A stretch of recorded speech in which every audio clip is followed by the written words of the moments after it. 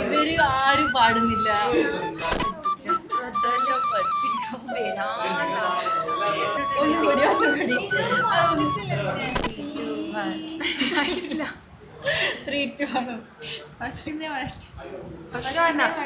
പോയി ഞാൻ ഇങ്ങനെ ആക്കിയാണ് പോയി.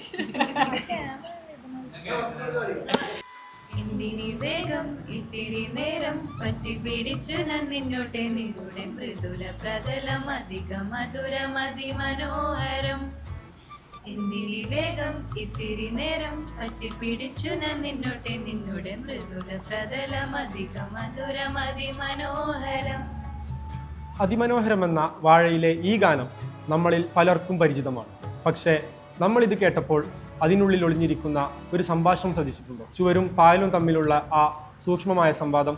ഈ വരികളിൽ തുടങ്ങുന്നൊരു ലോകമുണ്ട്. ഒരു ചുമരും അതിൽ പറ്റിപ്പിടിച്ച പായലും തമ്മിലുള്ള നിശബ്ദ സംഭാഷണത്തിൻ്റെ ലോകം. വാഴയിലെ ഈ ഗാനത്തിൽ പായൽ ഒരു ജീവിയായി മാറുന്നു. അതിൻ്റെ ഓരോ വാക്കും സ്നേഹത്തിൻ്റെ സൂക്ഷ്മ സ്പർശമായി കേൾവിക്കാരനിലേക്ക് ഒഴുകുന്നു.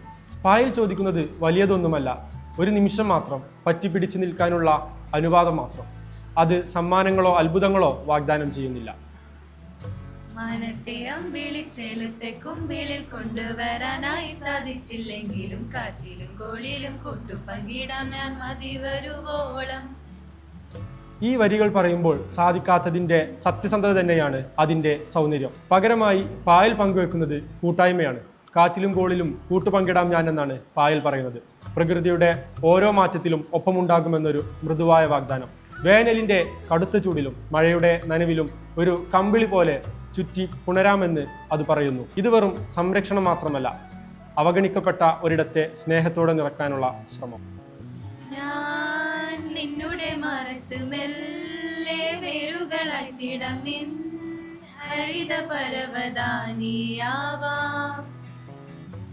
ഈ വരികൾ കേൾക്കുമ്പോൾ നമ്മൾ കണ്ടിട്ടും കാണാതിരുന്നത് പോലെ നിന്നിരുന്ന ചുമരിലെ പച്ചപ്പിന് ഒരു പുതു അർത്ഥം കിട്ടുന്നു. അഭംഗിയായി തോന്നിയതെല്ലാം ഇപ്പോൾ ഒരു സ്നേഹത്തിൻ്റെ പരവതാനിയായി മാറുന്നു. പാട്ടിൻ്റെ അവസാനത്തിൽ ബന്ധത്തിൻ്റെ ആഴം ഇനിയും ശക്തമാവുന്നു.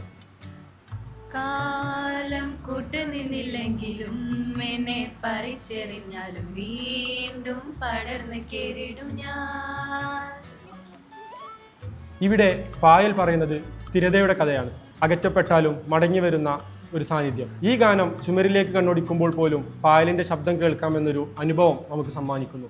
ഒരിക്കൽ അഭംഗിയായി തോന്നിയ പച്ചപ്പിൽ ഇനി നമ്മൾ കാണുന്നത് മൃദുവായൊരു ബന്ധത്തിൻ്റെ അതിമനോഹരമായ രൂപം. അത്രേ ഉള്ളൂ.